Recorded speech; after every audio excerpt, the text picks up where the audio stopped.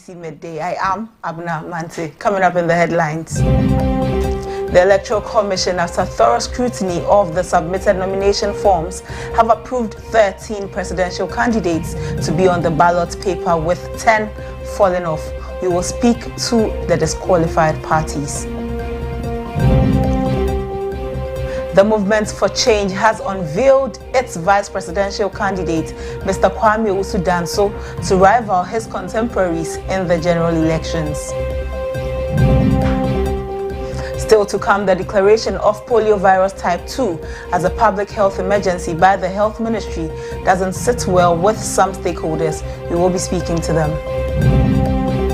In business, an economist at the University of Ghana Business School has cautioned that it is premature for the Ministry of Finance to declare an economic recovery at this period. And on the international front, the Africa Centers for Disease Control and Prevention has warned that the Mpox outbreak in Africa remains uncontrolled.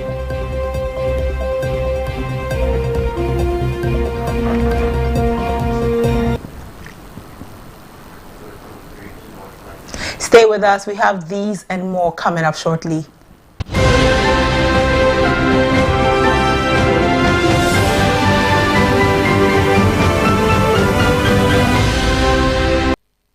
We are live on YouTube, ABC News GH. Kindly connect with us there. Into our first story, the Electoral Commission has approved 13 candidates to contest the December 7 presidential elections. This is contained in a press release dated September 20, 2024.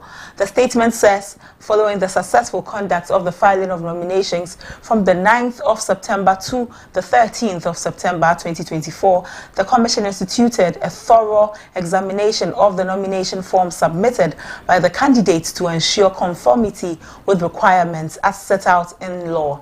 The Electoral Commission wishes to inform the general public that the following persons have successfully gone through the nomination process and qualified to contest as candidates in the 2024 presidential elections. These are the number of candidates who have been approved, 13 in all. Mamadou Bawumia of the NPP, John Dramani Mahama of the NDC, Alan Kwadwo Tremanten, an independent candidate, Christian Kwabena Andrews of the Ghana Union Movement, Daniel Augustus Latte Jr. of the Great Consolidated Popular Party, George Chum Berema Edu, an independent candidate, Nana Kwame Bediako, also an independent candidate, Ekuya Donko of the Ghana Freedom Party, Hassan Abdullahi Ayariga, All People's Congress, Kofi Akpalu of the Liberal Party of Ghana, Mohamed Frimpong of the National Democratic Party, Nana Akosua Frimpoma of the Convention's People Party are all part of the people who have qualified to stand as candidates in the upcoming election. The last person is Kofi Krantain, who is also an independent candidate. So these are the 13 out of the 24 who filed nominations between the period the Electoral Commission set aside for the filing of nominations, and they have qualified. So it means that 11 out of the 24 were disqualified. Very notable in the disqualification list is Bernard Mona. His absence from the qualification list is very loud. Bernard Mona of the People's National Convention and Janet Nabila of the People's National Party, they have been disqualified from contesting. Dr. Sam Ankrah has also been disqualified. 11 out of the 24 disqualified. So these are the lists. This is the list of certified candidates by the Electoral Commission, as you can see on your screens. So on 7th December, when we go to the polls, you are to see 13 candidates represented on the ballot sheet. Dr. Mamadou Bawumia, John Dramani Mahama, Alan Kwadwo Tremanten, Christian Kwabena Andrews, Daniel Augustus Latte Jr., George Chum Berema Edu, Nana Kwame Bediako, Ekuya Donko, Hassan Abdullahi Ayariga, Kofi Akpalu, Mohammed Frimpong, Nana Akosua Frimpoma, and Kofi Kranting. 13 of them will be on the ballot paper on 7th December. So 13 people are vying for your vote as a Ghanaian. 13 people need your thumb to stamp against their names in hopes of becoming the president of Ghana come 7th January 2025. So 13, and this is coming from the Electoral Commission. My colleague Samuel will be joining me for a conversation on this list by the Electoral Commission. We'll see the disappointments from people, from the candidates who have been disqualified. Everyone, all 24 of them went to the Electoral Commission and submitted their forms in hopes that they would be given the go-ahead to contest for this year's elections. They were looking forward to being on the ballot paper. Unfortunately, only 13 have made it through. 11 out of the 24 have been disqualified. Samuel Nyimado is a reporter on our political desk, and my colleague, he joins us. Hello, Samuel. Hello, Samuel. Hello, Abena. Samuel, what can you tell us about this list? Right. So this list comes as a surprise to many because it presents certain candidates that we haven't seen in the presidential race before. There are new faces on the ballot paper that will be on the ballot paper according to the Electoral Commissioner. If you look at the third thing, this is the highest in the history of the country, in the history of the Fourth Republic. This onto the ballot paper. The highest we had was in 2020, where we had 12 candidates that were certified and approved by the Electoral Commission to contest. But the third thing has surpassed that list to be the highest list when it comes to presidential candidates in the election in Ghana. And another thing to look out for is that this becomes the we will have 4 independent candidates on the ballot paper. Well, if you look at elections since 1992 to 2020, we've not had more than even 2 independent candidates on the ballot paper. But this time round, we will feature 4 of them, 4 independent candidates on the ballot paper, and that is a big one because we are looking at what these people, independent candidates, would bring on the ballot. What value, what impact they will have on the elections. You have names like the Movement for Change flag bearer. You have Cheddar, who is also in there. But one thing is that before the filing, about 20-something, 7 of them, nomination. But at the end of the day, just about 24 of them filed the forms. I mean, 24, both parties and independent candidates filed. And out of that 24, we had about 12 or so independent candidates, and out of that, 4 would be on the ballot come December 7, and that is one thing we look out for. If you look at the 2008 elections, we had 1 independent candidate out of 8 presidential candidates. We had 1 in 2012 as well, and we had 1 in 2016 and 1 in 2020, and now we are going to have 4 of them on the ballot paper come December 7, and we'll be looking at what impact they will have, especially Alan Chermenthin and Cheddar of the new force. Beyond that, you look at the surprises that have happened. This is the first time that the PNC won't be on the ballot for the presidential elections in the history of the Fourth Republic. The party led by Bernard Mona has not been able to secure a place on the ballot paper. that will be a very disappointing news for the supporters of the PNC and Bernard Mona, especially because he just won the flag bearer race of the party a few weeks ago and selected his running mate. He selected a female running mate, and he was looking forward to being on the ballot paper, but he has missed out on the list. Another surprising one is PPP, the Progressive People's Party, the party that came from CPP.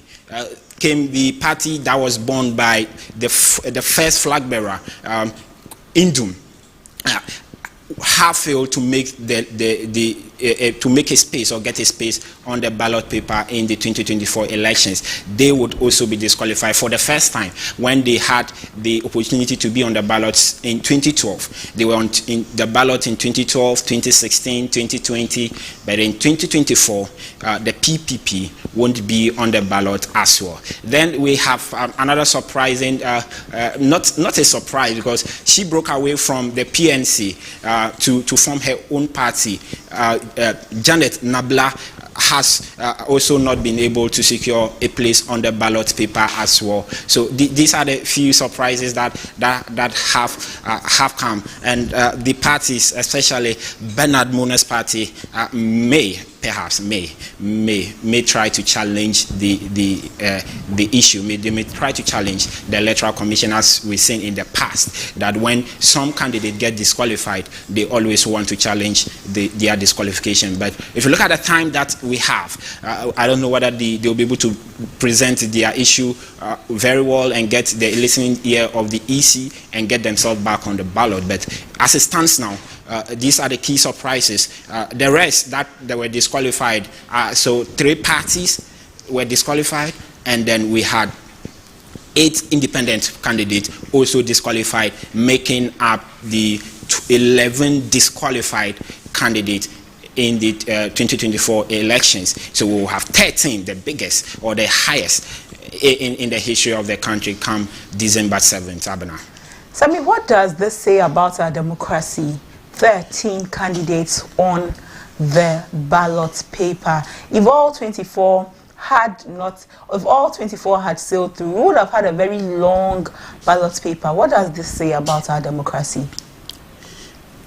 I think it's good news for the democracy of Ghana, because we are gradually allowing and giving space for people to contest. We are gradually allowing, especially independent candidates. I think they will be very happy that for the first time they are getting 4 slots on the ballot paper. That tells us that the democracy of Ghana is growing to move a bit away from the normal political parties. Apart from the political parties, normally we don't see independent candidates being vibrant. But in these 2024 elections, you can't deny it that we are having some vibrant independent candidates that may even surpass some parties come December 7. You remember 2020 elections, the third place person was Gum. Also Fuchiri Abusum. He was third.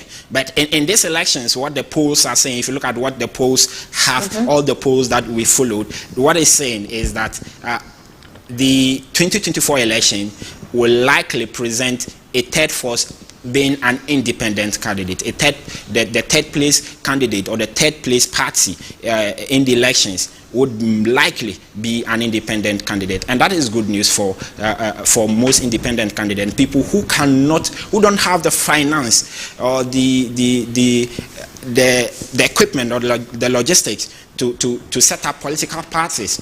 They are also getting their voice heard to vying for positions as independent candidates, and this is a good sign for the democracy of Ghana. Like you mentioned, there are those who argue that when the list becomes too long, it becomes boring. When a voter, you pick the ballot paper and you go to vote, it becomes a bit boring because you are trying to search through a very long list to get your preferred candidate.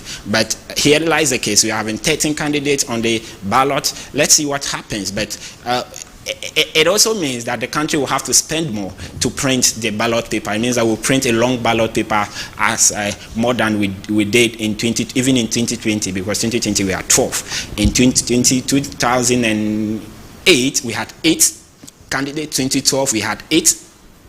2016 we had 7. 2020 we had 12. Now we are going to have 13. So you see that there's a bit of an ascendancy in the number of presidential candidates. Well, you see that in the parties that have qualified, some of the popular ones like Ghana Freedom Party, which has Ikuya Donko as its flag bearer, Liberal Party of Ghana that has Kofi Akpalu, and All People's Congress that has Hassan Ayariga are on the ballot. These are personalities that are very popular in Ghana. People like them. People are happy to hear from them. What do they also bring to the elections this year? Because, like you said, the polls are not mentioning their names. The polls are rather mentioning the independent candidates. The polls favor them over the people that we are more conversant with when it comes to elections, because they've been on the ballot. This is not the first time they will be on the ballot. What does that also say about them? Yes, I think it means that they are perhaps losing their relevance as it stands now, because if you look at these parties other than the NDC, NP, since 1996, 1992 actually, they've not gone beyond 1%. The highest they've had was 0.8, 0.9 there. They have not gone beyond 1%. But if you look at what the polls are saying, we may likely have the independent candidate getting beyond the 1% percentage point come December 7. So the other candidates, I don't call like this. The APC flag bearer Hassan Ayariga, you have Kofi Akpalu, and all the other candidates, all the other smaller parties. I think this will be a wake-up call for them, for them to show up themselves, show up more on political campaigns, platforms, get their message across board, because they are likely to be dethroned by the independent candidate come December 7. One can argue that Alan Kojo-Mante is not just an independent candidate of any caliber. He's coming from one of the biggest parties in the country at the moment, the governing party. He broke away. He was a minister. He's been very popular all of these years. So there's really nothing new if you should be hearing his name out there, and if you should be hearing that he's making strides in the polls, because he obviously has some number of supporters even before breaking away to be on his own, to form the movement for change, and also going into the elections as an independent candidate. So it's not someone who came out of thin air, so to speak. If you also look at Nana Kwame Bediako-Cheda, he also built a certain ecosystem around him, a certain populace also around him. He has his target audience too, and then they have also been following him. So he's also not someone who's come out of thin air. So these two independent candidates, well, I will not say that are traditionally independent candidates. They were popular. People knew them before they stepped up to stand as independent candidates in the elections. I mean,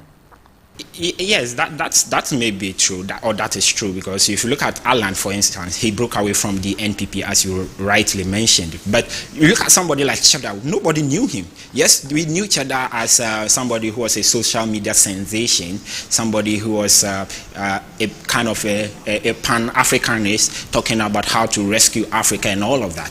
But he wasn't known in the political circles. And all of a sudden, he surfaced, and he's taking the lead ahead of these known personalities we've had. APC has been in the race since 2012. Would you say that the Pan-Africanism that characterized Nana Kwame Bediako is something that also endeared him to many, because he came in the shadows of someone that a lot of people revere, and he was championing a certain cause.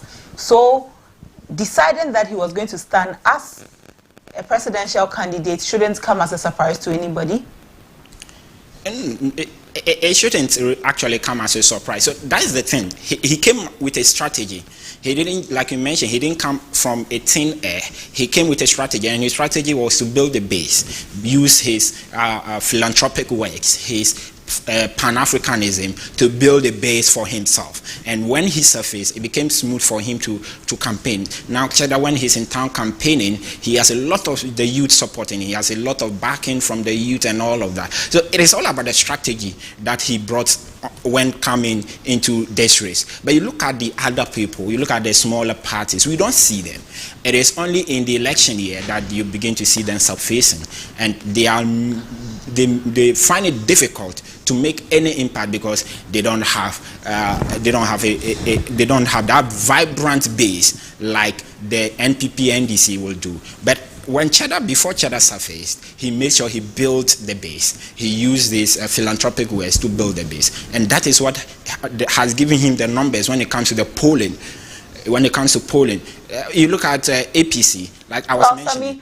We have Dr. Fiye joining us, so we'll come back to this conversation definitely as the days go by. We will be looking at the list from the EC so that we can break it down, pick the candidates one by one, and look at them wholly. Look at them holistically. We have Dr. Samuel Fiye of the Kumasi Technical University joining us for a conversation on this list by the Electoral Commission. Good afternoon, sir. Dr. Fiye. Yes, good afternoon. Thank you for joining us this afternoon, sir. Yeah, my pleasure, and greetings to your cherished viewers as well. Thank you. Sir, out of the 24 who filed nominations, who filed their nominations for the upcoming elections, EC says only 13 qualify to stand, 13 qualify to appear on the ballot paper. What do you make of this? All right, thank you.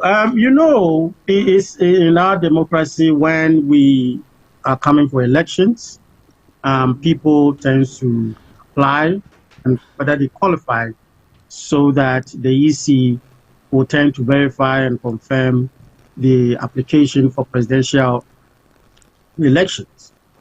For me, it is quite unfortunate that we could have such numbers. And I even think that this number should even be pruned to up to 5 or 6. Because some parties or some individuals contesting, you only see them when the election is coming to, at least when the time for elections. And that's not how political parties tend to be run. You see, most of them. It's only 4. I thought that even the presidential, the independent ones will be many. But when you look through, you realize that they are 4. So where were these other parties, apart from the known ones, the MPP and the NDC, and I think the latest one is the Movement for Change. I think that one is independent. Where were the PNC? Where was these the CPP? You know, so for me, I think that EC need to come up with different kinds of criteria that need to prune the numbers, because it will be waste of resources sometimes. Even though we're talking about democracy, everybody has the right to contest. But there are certain situations that people tend to abuse the system, and that kind of system will tend. I can't imagine how, as a voter, I will go and pick my ballot paper and then look at about 13 or 15 or 16 or 20. It is too much. I think we need to have people and parties that are really credible and ready for elections so that we can select the right candidate for our country. So you believe that some of the parties that are on the list are not credible? Not credible in the sense that they are not functionable. You know, what else I use the word credible. They are not functionable, and they only function during the time of election. And that's what I'm saying, that we don't have such parties. You not even hear their names. You not even hear their elections. You not even hear their party candidates or how they select and whether they are doing whatever. You don't hear. They exist in books. They exist on files and updating themselves. So I think EC need to look at this thing seriously so that they don't waste our resources much, because everybody has the right, everybody or any party has the right to contest. And you know, it also beholds on these parties the bigger ones that also try to work behind some of these independent and other parties, that these mushroom parties, so that when they go to IPAC, when they vote, some will be on their side. But I think that as a serious country, when we tend to run for the elections, we need to have at least individuals that are not many, that are credible, that are relevant for all of us to able to pick from, capable, qualified for our country to solve our problems for us. So that is what I'm looking at. What would be the ideal number to be on the ballot paper? For me, that's what I'm saying, that looking at the current number, if it could be half, I think that would be okay. If it could be half. That is my personal view, because, we need to select people who are capable. Elections and picking leaders is not just a game or a lottery. It's something that we need to work out. We need people that are in to solve our problems for us. And I was shocked that you got these number of 22 and 23, like the Nigerian elections, and even the Nigerians, they are even a federal state, and and you have a lot of parties and individuals that wish to come. But if you look at our population of 13, that is 32 million or 33 million, and you have a voter list of 17 million, and you tend to have people that are many, that they only exist in books and they only function when elections are coming. That is why I have an issue with this kind of VC picking our presidential candidate. So they need to come up with a system or a criteria that all the parties involved, you send it to Parliament, so that at least some of these things will be trashed out for the betterment of our democracy. Dr. Friye, looking at the tall list that has been put out by the EC, isn't it likely that we are going to see a runoff in this election? Runoff will depend on the parties. That's what I'm saying, that the runoff will depend on the major political parties, at the same time also depend on the other parties.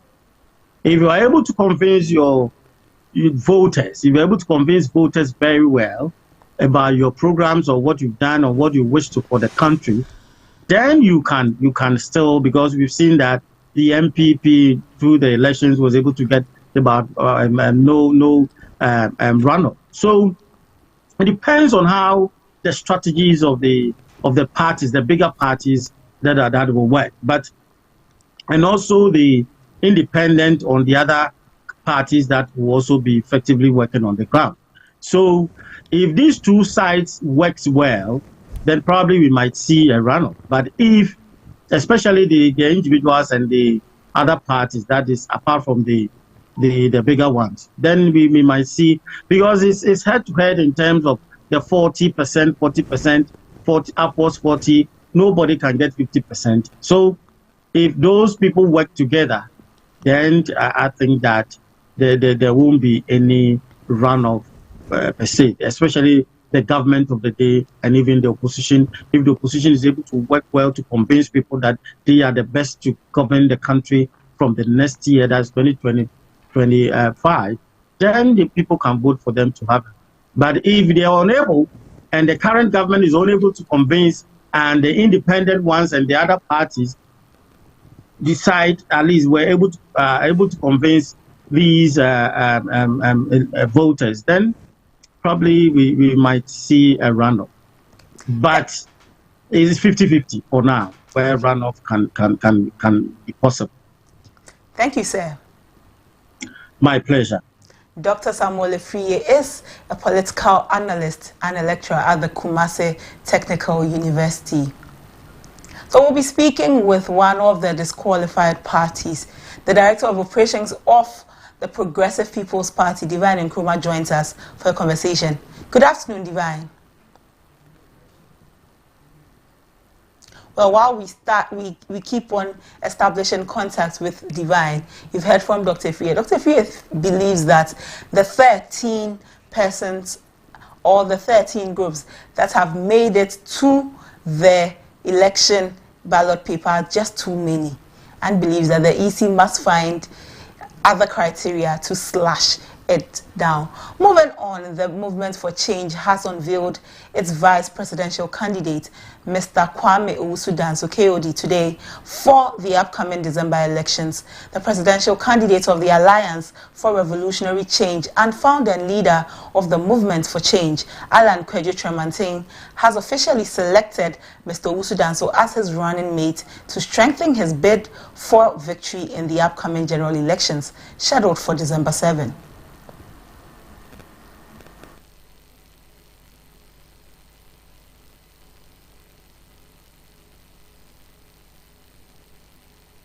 And create a path for the next generation of leaders of our country. And anybody who uses this opportunity, contesting as president, to shape and create a path for the next generation of leaders of our country. And anybody who has followed my political history would appreciate that if there's nothing that you can attribute to me, at least my sincerity and the fact that I mean what I say. And so, with those brief remarks, I'll yield to Mistress of Ceremony to do the needful. Thank you. To have been selected as the running mate for this historic movement.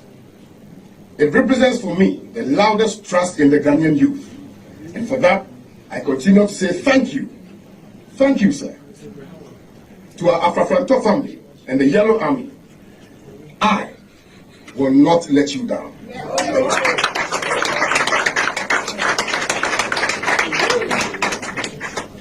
This profound responsibility, trust and confidence that has been placed in me, I do not take lightly. I am committed to the cause and firmly stand by my boss, the affable Alan Kweju Tremantin, to work towards achieving the great transformational plan. Being here today is beyond my wildest dreams and imaginations. I am sure a lot of you have asked and have been wondering, why KOD? Who is KOD? Perhaps my story is best told in gratitude. And I'm grateful for my grandmother of blessed memory, Diana Boha, affectionately called Mama, a teacher, for all the hours she devoted to instilling in me the values of hard work and of learning. I'm grateful to my the running mate of Alan Kweju Tremantin, Mr. Kwame Owusu-Danso KOD.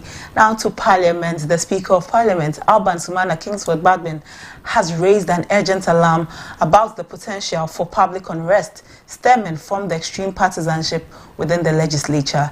He voiced his concern that the current political climate, where factions prioritize their agenda over the needs of citizens, could lead to widespread dissatisfaction.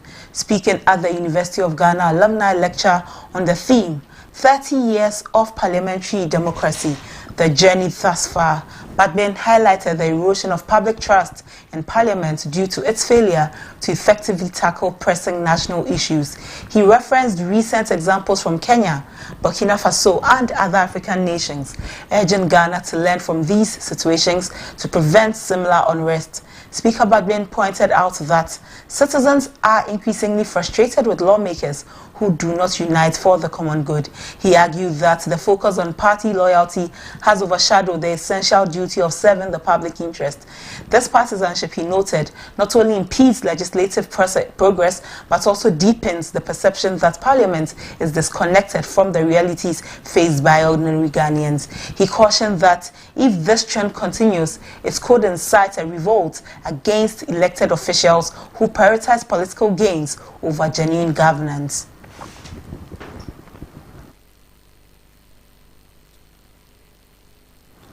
Back to election-related matters, the Deputy Director in charge of elections for the NDC, Dr. Rashid Tanko Computer, has chastised the EC for what he perceives as a failure of the Commission to adhere to its guiding principles. Speaking on ABC News, he criticized the EC over its failure to clean the voters' register through a forensic audit, stating that the Electoral Commission is obviously hiding something from the Ghanaian people. Audit their register and their IT system. If you have nothing to hide, their motto is transparency, fairness and integrity. Now this integrity aspect has been battered. They don't have any integrity for anybody to respect them again.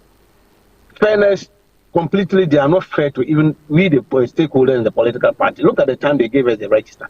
Transparency, they don't even want you, the media, to come near and cover whatever we are discussing in their office. Are they transparent? So you see, if you look at their motto, this current electoral commission, they have bastardized their own motto. And I'm saying that they are hiding a lot of things from Ghanaians. When we talk of the Pusiga issue, they came out and said it was only 38. As we speak now, a lot of districts are reporting that matter, audit their register and their IT system. If you have nothing to hide, their motto is transparency. Kofi Tonto, a member of the NPP communications team, has clarified the party's position on the ongoing calls for a forensic audit of the voters' register. Speaking on ABC in the morning, Tonto reiterated that the NPP is not against the idea of a forensic audit, but is concerned that the process should be within the framework of the law. Current safeguards laid out in the law on how to audit a register. So the MPP is not against auditing the register because there are laws and processes on how a voter's register is audited. What the NDC is requesting is not supported by law. They are asking for 7 things, which 7 things are not backed by the CI. So the first question we should all ask the NDC is that the things you are requesting for, where in the CI does it allow you to ask for these things? Otherwise, we enter into the realm of absurdity. My sister, the NDC is requesting for 7 things to be done. What if tomorrow the MPP requests for 100 things to be done? What if the next day CPP requests for 20 things to be done? Where does Away from that, gender activist and project manager, Gender Studies and Human Rights Documentation Center, Esther Dakumensa, is advocating for progressive growth, in quotas for persons with disabilities following the passage of the long-awaited Affirmative Action Bill. In an interview on ABC News, she emphasized the need for the government to go beyond gender-based representation and focus on broader inclusivity, particularly for persons with disabilities. In all our discussions, where are they? Are you getting me? They don't even feature them. So from start, if we give them 5%, and by the time that we have more women in higher positions, you realize that from 5, it will gradually grow. Because even with the 50-50 we are talking about with the Affirmative Action Bill, it's going on a gradual process. From 2024 to 2026, we have saying that they should at least give 30%. By 2026 to 2027, 2028, let's see, we will get to 35. And our main goal is by 2030, then we are there at the 50-50, because change is not easy as that. So just like the people with a disability, I strongly believe that the 5% quota, someone will say is small, but let's look at the bigger picture. Where are they standing now? They don't even recognize them, but with their President of the National House of Chiefs, Ojiahohoyao JB II, has cautioned political actors to refrain from attacking and insulting chiefs during their campaign trails. Addressing a Durban yesterday, Ojiahohoyao JB II said politicians can't promote their message on campaign grounds without attacking traditional leaders. His warning follows the comments of former President John Mahama earlier this week that suggested that traditional leaders are part of the economic hardships caused by the current NPP government. Election any campaign so ale dia ya ko abamsa ne yekotu e kan ho enkron na ya kwa ko dro no me fre politics munya adapa muta mo ho na dia wodi adru ahemfo wodi adru asofo wodi adru mozami ene wo wa kan kan ho nyina ewo asamuka ye kan na chese ye kan enye subsidy oko baby a ye wo wa ebo mahama abato enam ye opedi tumi no yo ye sai no bi so wo baby a onu so ba ko afufuado edi so opa e di set fast smart there e de to aso na to aso there ye so ye ni mi ebe ye ko ka we a no ka asomone enti campaign na ye no o ma ye hu se ye nyina kan bia enzie. Away from that and into health, public health analyst Samuel Arthur believes the Ministry of Health is acting too soon by declaring a public health emergency over poliovirus type 2, CVD-PV2. Speaking with ABC News, Samuel Arthur highlighted the need for the Ministry of Health to be transparent about their plans and help the public understand the situation's severity before making such a declaration. This, he says, is for individuals to take preventive measures and respond accordingly. Let us know exactly what they are doing. It is important that all players in this game, I mean their stakeholders, all of us begin to understand exactly the nature of it, the magnitude of it. Then it helps us all to trigger or to activate various responses to it, particularly in the area of prevention or prevention activities. If you check the minister's reason why he's declaring the public health emergency, I think this alone is not enough to sound this bell, because from his narrative, they are still doing assessment, they are still moving around to see where the source of the spread and all that, and it looks like there's still quite scanty information for them to, apart from that sample which actually proved to be that. So for me, I guess we are sounding this alarm bell too early, even though it doesn't really spoil anything. Meanwhile, public health analyst Samuel Arthur has raised concerns that Ghana has not learned from its COVID-19 experience, particularly when it comes to hygiene practices. With the recent detection of polio CVD-PV2, which is linked to poor hygiene, Samuel Arthur emphasized that the Ministry of Health should make hand washing and good hygiene a culture. I want to go back to earlier declarations where we were actually declared polio free. So one may want to ask why now? So it's obvious that I think after COVID we have not learned our lesson, because this disease is also linked to bad sanitary and poor hygiene conditions. Now, so if the ministry is coming back to tell us again that we should be washing our hands and doing that, I want to ask, at the Ministry of Health, do they have those buckets for people to wash their hands, and do they insist that people wash their hands when they enter their facilities? I have been to the headquarters of the GHS. That is actually not enforced. So for me, like they say when the fish will rot, it has to start from the head. Charity begins at home. The ministry itself should demonstrate in health facilities when you go. They should rather put that posture there. So everybody, hand washing becomes a culture that we will live with. But for me, we wait till there's always an epidemic or an outbreak. Then we go back and say, please wash your hand with soap, do this. This is elementary basic hygiene we should be. According to pediatrician Dr. Nelly Adade, the Ministry of Health has declared the poliovirus outbreak a public health emergency due to its rare and unusual nature. She, however, reassures that the two available vaccines, oral polio vaccine and inactive poliovirus vaccine, are highly effective against the circulating vaccine-derived poliovirus type 2. OPV is very effective. So we are currently using two types, the OPV and then the IPV. And both are very, very effective in preventing polio. Like I mentioned earlier, this form is very rare. And statistics worldwide will let you know that it is not common. It is very rare. And that is why the Ministry of Health has declared it as a public health emergency, because it's not something we come about very easily.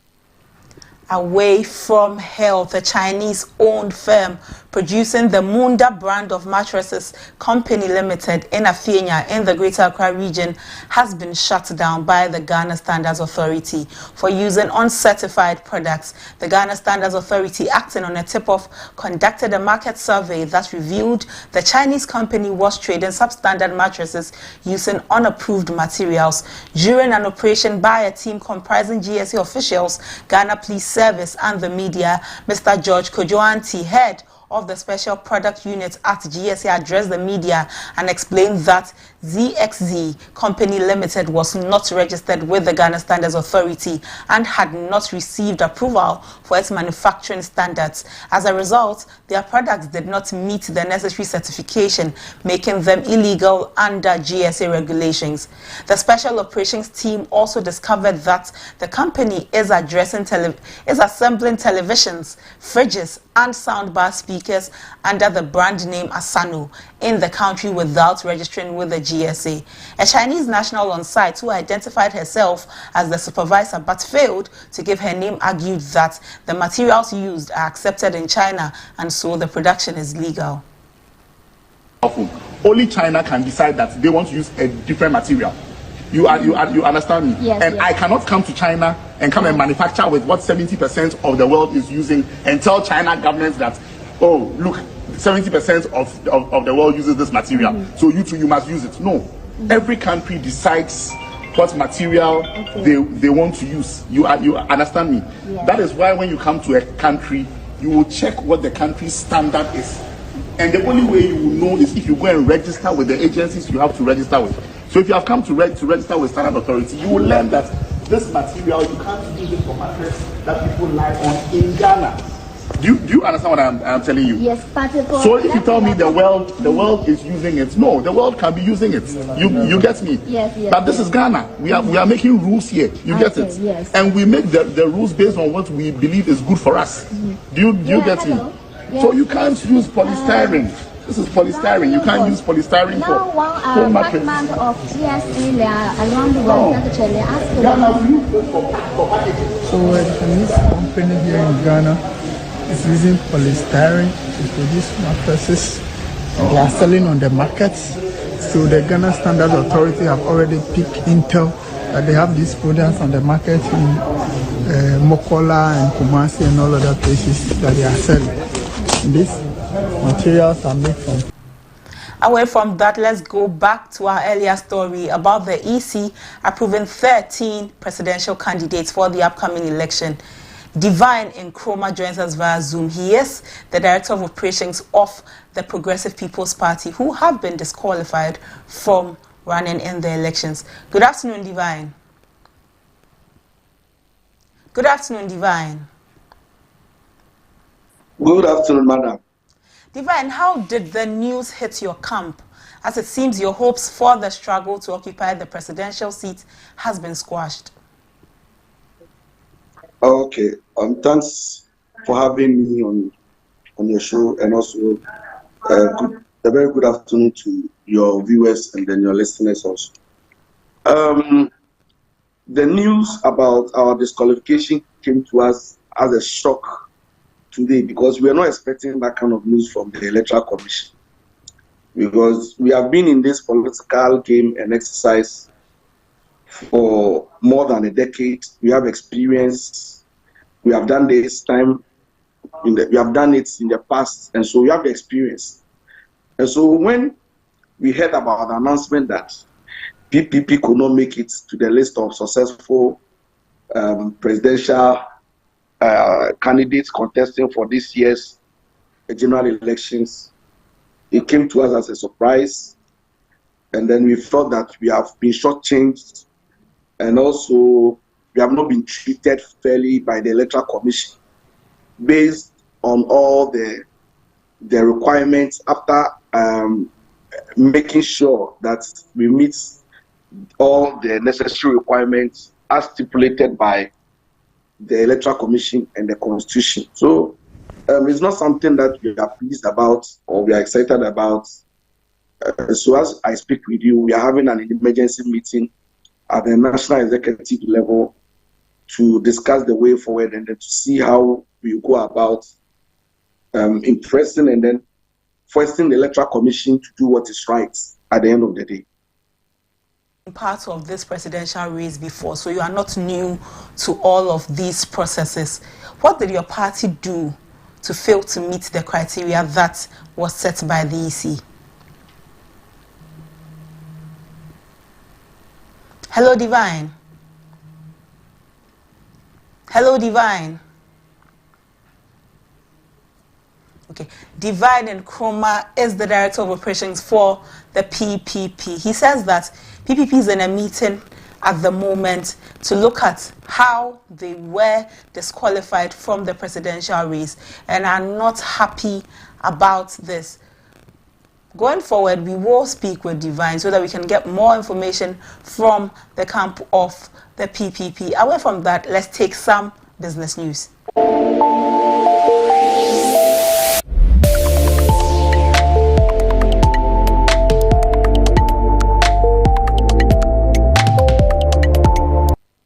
Business, Professor Patrick Isumeng, an economist at the University of Ghana Business School, has cautioned that it is premature for the Ministry of Finance to declare an economic recovery in the country. His comments come in the wake of the Ghana Statistical Service's announcement of a provisional GDP growth of 6.9% for the second quarter of 2024.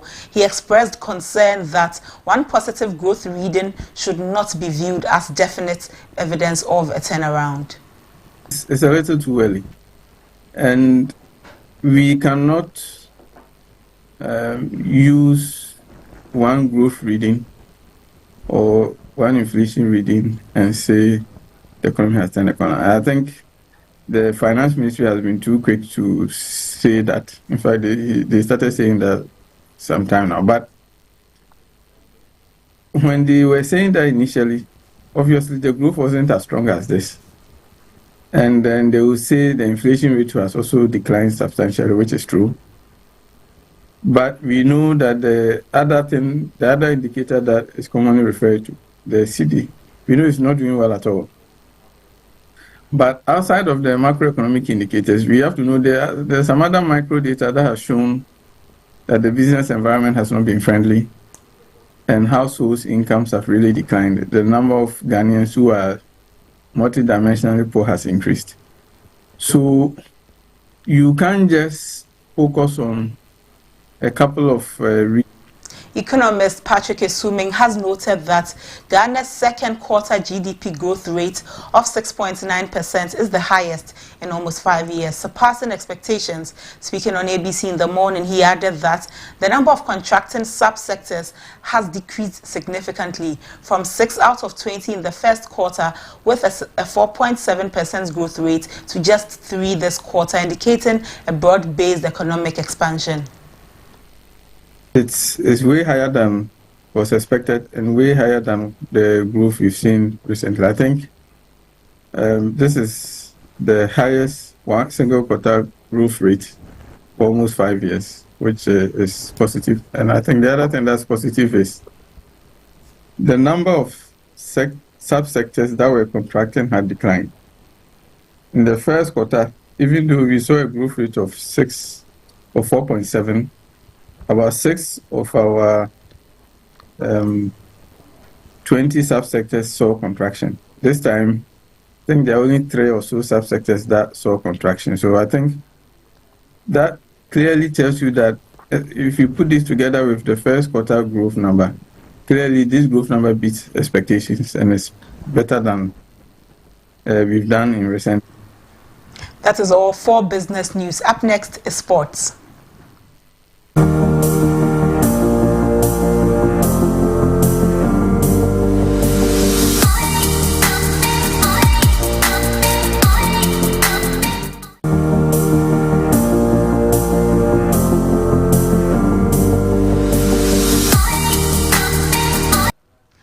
Black Sharks of Ghana have been handed a tricky draw at the 2024 Beach Soccer Africa Cup of Nations in Egypt. Ghana has been placed in Group A alongside host Egypt, giant Morocco and Tanzania. The Black Sharks qualified for the competition after thrashing neighbors Ivory Coast 10-5 during the qualifiers. Ghana will be hoping to make an impact at the tournament, which will begin in Cairo with a clash against host Egypt on October 19 before facing Morocco on match day 2 on October 21, 2024. They will then play Tanzania in the final group game on October 22, 2024. Meanwhile, Senegal headlines Group B alongside Mozambique, Mauritania, and Malawi.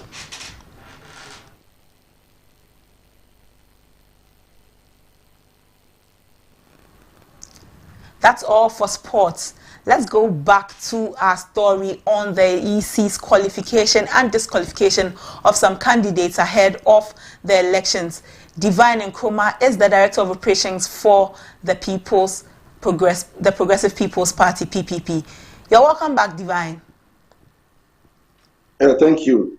Divine, earlier I was asking what happened, what transpired for the PPP to miss out on this year's ballot, looking at the fact that you have experience in this, you have been in the race before. So what happened? Well,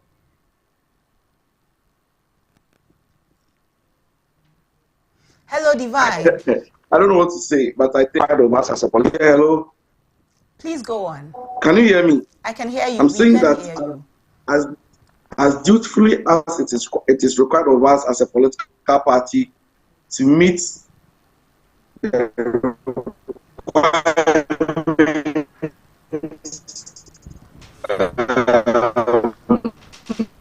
stipulated by the Electoral Commission, we did everything that was required of us as our nominations. You know, when you file at the Electoral Commission, it is required that you wait for the Electoral Commission to get back with you or give you a feedback on your filing. And so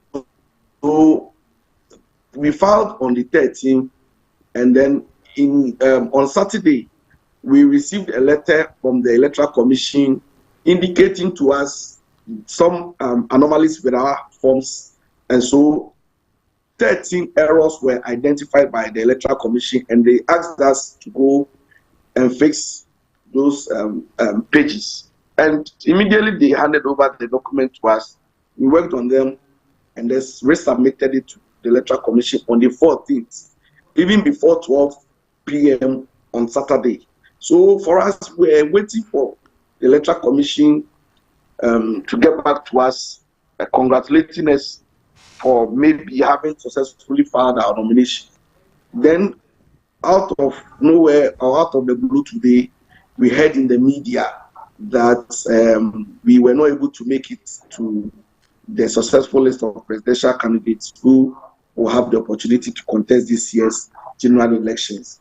And that's unfortunate for us. So we are waiting to the Electoral Commission to also let them know that we are not happy about their decision. And as I speak with you now, taking legal action is not out of our equation, it's not out of our arrangements. And so we are engaging our lawyers and then our legal guys to take the necessary action to ensure that we are reinstated and then we get a chance to contest this year's election. So I can assure you that this issue is not going to end here today. We are not going to end this matter pretty soon. So we are going to impress on the Electoral Commission to do what is right and make sure that we have our names back on the ballot paper. So that is the action we are taking as a political party. Thank you, Divine. Divine Nkrumah is the Director of Operations for the Progressive People's Party, PPP. Away from that, up next is International.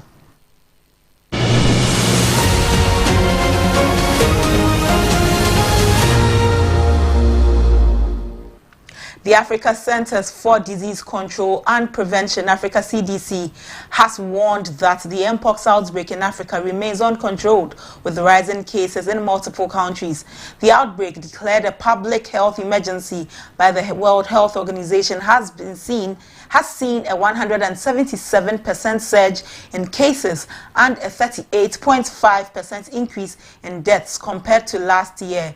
Jean Kaseya, Africa CDC's Director General, emphasized the growing concern, noting that in just 1 week, 2,912 new cases were reported, with Morocco seeing its first case, marking the spread of the disease across all 4 regions of the continent. So far, 15 out of 55 African Union member states have reported cases, with 14 deaths recorded in the last week. Countries like Cameroon and the Democratic Republic of Congo, DRC, are facing 2 circulating strains of the disease, but poor surveillance and testing limits knowledge of the situation in other countries.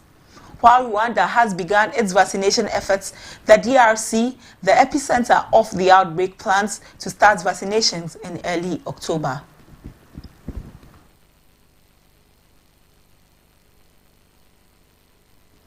Moroccan authorities have arrested 152 individuals for allegedly inciting mass illegal migration to the Spanish enclave of Ceuta via social media. In recent days, around 3,000 people tried to cross, with all attempts being foiled, according to government spokesman Mustafa Baitas. Ceuta and Melilla, Spain's 2 enclaves on Morocco's Mediterranean coast, are frequent targets for migrants aiming to enter Europe.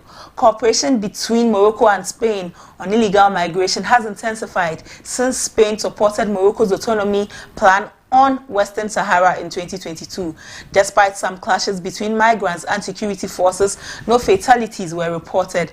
In the first 8 months of 2024, Morocco prevented 45,015 individuals from migrating illegally to Europe.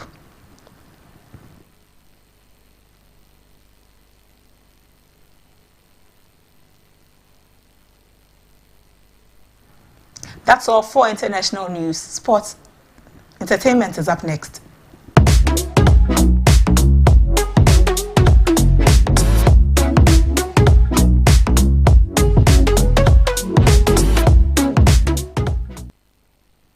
The Minister of Tourism, Arts and Culture, Andrew Ejapamesa, has emphasized the challenges posed by technological advancements and copyright in the creative and cultural industries. Speaking at a 3-day workshop in Accra for Directors General of Copyright Offices in West Africa, Mesa highlighted the need for urgent action against piracy and the unauthorized use of creative works. He stressed that copyright is the foundation that allows artists and creators to gain recognition and be fairly rewarded for their contributions. The minister urged participants to make decisions that protect intellectual property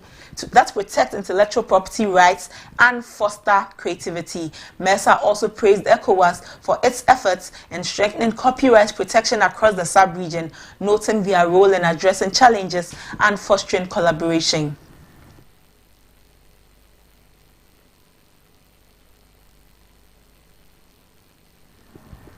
Finally, in entertainment, the final funeral rites for celebrated Ghanaian gospel musician Kofi Owusu Anto, known as Koda, has been held at the KICC Dominion Center on the Spintex Road, Accra.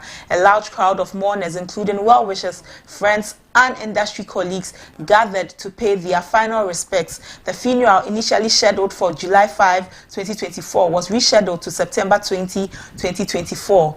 Koda, a respected musician from Takoradi, passed away on April 21, 2024, following a brief illness. He is remembered for his musical contributions, including popular songs such as Nsempi, Nkwambodo, Yape, and Adoso.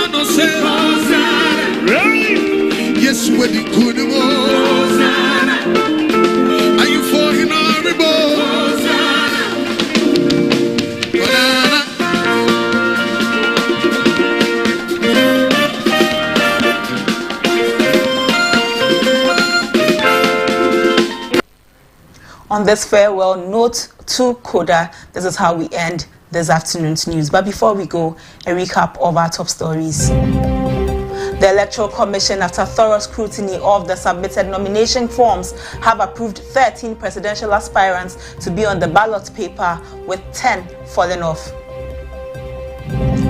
The Movement for Change has unveiled its vice presidential candidate, Mr. Kwame Owusu-Danso, to rival his contemporaries in the general elections. The declaration of the poliovirus type 2 as a public health emergency by the Health Ministry doesn't sit well with some stakeholders. And in business, an economist at the University of Ghana Business School has cautioned that it is premature for the Ministry of Finance to declare an economic recovery at this period. The Africa Center for Disease Control and Prevention, Africa CDC, has warned that the mpox outbreak in Africa remains uncontrolled.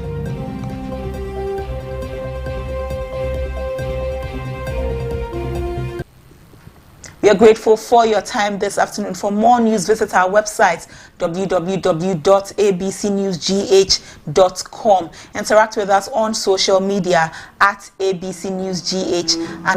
I am Abna Mante. Have a good afternoon.